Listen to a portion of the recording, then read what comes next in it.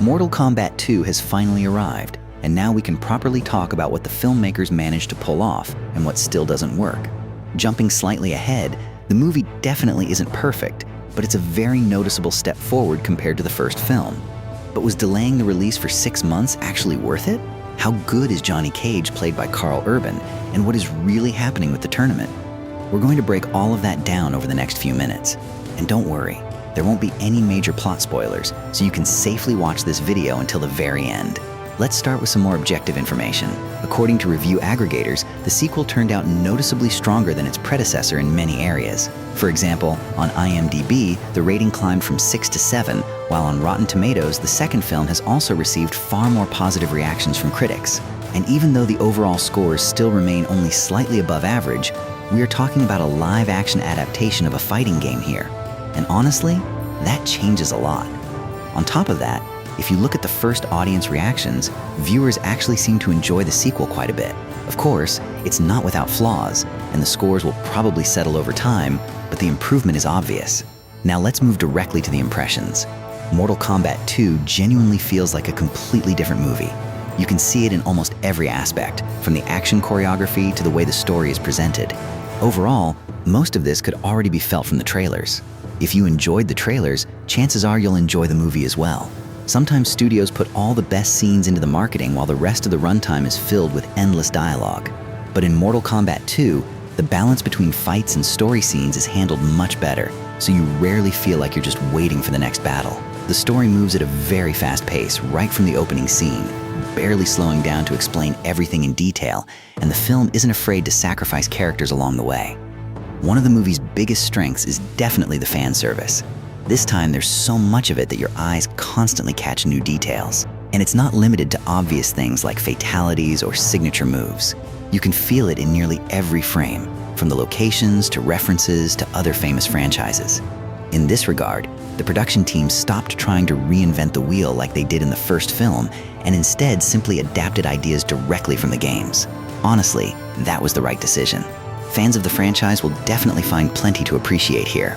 The second major advantage is the action itself. There are more fights, they feel more creative, and they're noticeably more entertaining. Fatalities are still here as well, although there honestly aren't that many of them. The arenas are varied too, but most of them were already shown in the trailers, so there aren't many surprises left. Thankfully, the R rating fully delivers.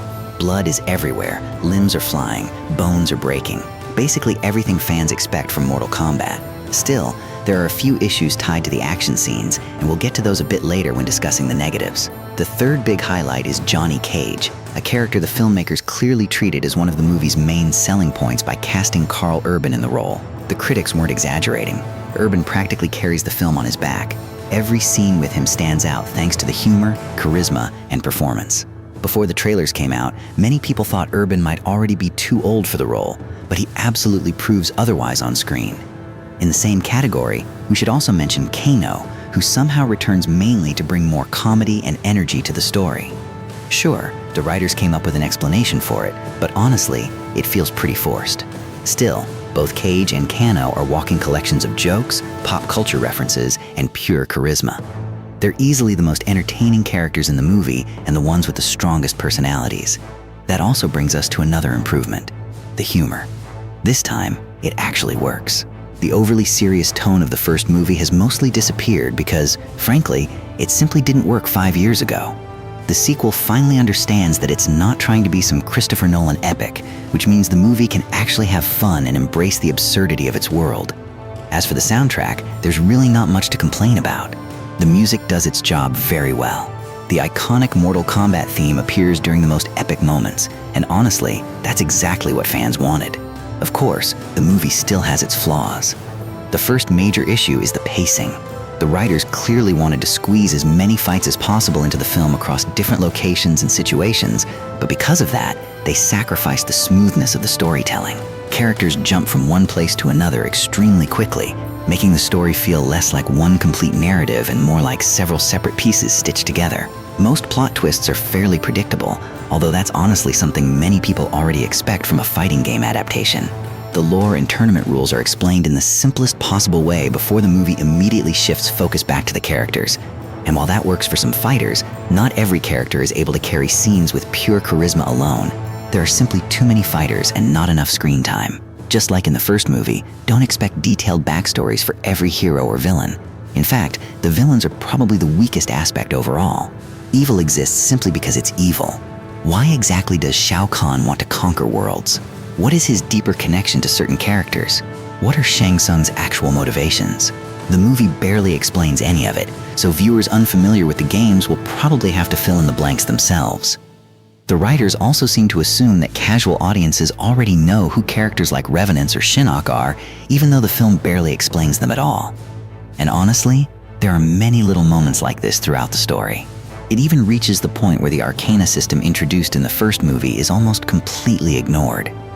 Whether Johnny Cage has one or not is basically left up to the audience to decide. The runtime may honestly be the main reason behind these issues. The filmmakers clearly prioritized pacing and spectacle over deeper storytelling. If Mortal Kombat had been made as a series instead of a movie, there probably would have been enough time to properly develop everything. But as a blockbuster film, these missing explanations stand out. Another problem is that only a handful of characters truly receive memorable personalities and strong dialogue. We already mentioned the main duo earlier, but unfortunately, not everyone gets the same treatment. Some characters barely appear at all, and two of them together probably have less than 5 minutes of screen time. Once you watch the movie, you'll immediately understand who we mean. There's also a more complicated side to the action scenes themselves. Even though we already praised them, the movie's relatively modest budget occasionally becomes very noticeable. There are tons of powers, visual effects, and large-scale battles, but the CGI quality isn't always consistent. Sometimes the movements look unnatural, and certain scenes reveal choreography limitations. The production team had to compromise in several areas, although despite that, the action still ends up being genuinely entertaining. Some sequences truly capture the spirit of Mortal Kombat, and you can feel it in every frame. Our personal favorite was the fight involving Kung Lao and Liu Kang that briefly appeared in the recent teasers. It'll definitely be interesting to hear which fight impressed you the most if you've already seen the film. In the end, it honestly feels like the franchise should have started with this movie instead of the first one. The original film was clearly designed as an introduction for newcomers to the Mortal Kombat universe, but aside from a few action scenes, it didn't leave much of an impact. The sequel feels far more like a true blockbuster. It contains countless references to the games and never really becomes boring during its 2-hour runtime. Sure, the plot itself is fairly simple, but thanks to the central characters, many scenes still work extremely well. Mortal Kombat 2 is definitely not a perfect movie. There's still plenty to criticize.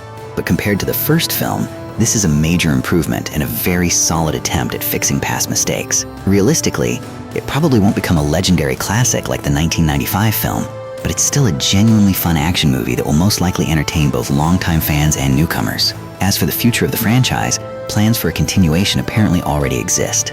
In fact, they've existed for quite a while. Screenwriter Jeremy Slater recently revealed that the script for the third movie is already around 70% complete. Right now, the creative team is waiting to see audience reactions to the sequel so they can adjust the story and determine which characters viewers respond to most positively.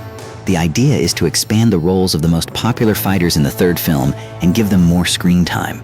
Apparently, this strategy already influenced decisions in the sequel itself, since one character's storyline was reduced significantly after fan feedback. We obviously can't say who that is, but once you watch the movie, you'll probably figure it out immediately because many fans expected it after seeing the trailers.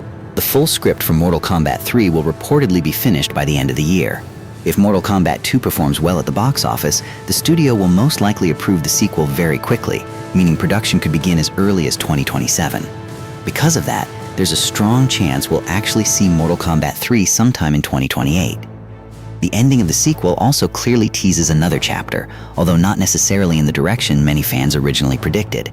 Honestly, the fact that the first draft is already nearly finished is great news. It means the franchise can avoid another 5-year gap between movies and potentially conclude the trilogy within just a couple more years. But for now, that's still far away. And while we wait, let's talk more about the sequel and its attempts to fix the franchise. By the way, another fighting game adaptation is coming later this year. Street Fighter is scheduled to release in October, and it'll be very interesting to see what direction that movie takes. After all, it has just as many fighters, if not more, and every single one of them needs to connect with audiences somehow. But we'll return to that discussion in a few months. For now, make sure to share your thoughts about Mortal Kombat 2 in the comments. In our opinion, the sequel definitely isn't flawless, but it has both strong advantages and obvious weaknesses. Most importantly, though, it remains consistently entertaining and never really becomes boring across its 2-hour runtime. So what do you think? What did the sequel truly succeed at, and where did it completely fall apart? That's all for today. See you again very soon in the next video. If you enjoyed the video, don't forget to leave a like and subscribe to the channel so you don't miss future reviews and movie breakdowns. And of course, let us know your thoughts on Mortal Kombat 2 in the comments below. Did the sequel improve on the first movie, or were you expecting more? We'd love to hear your opinion. Thanks for watching, and we'll see you in the next video very soon.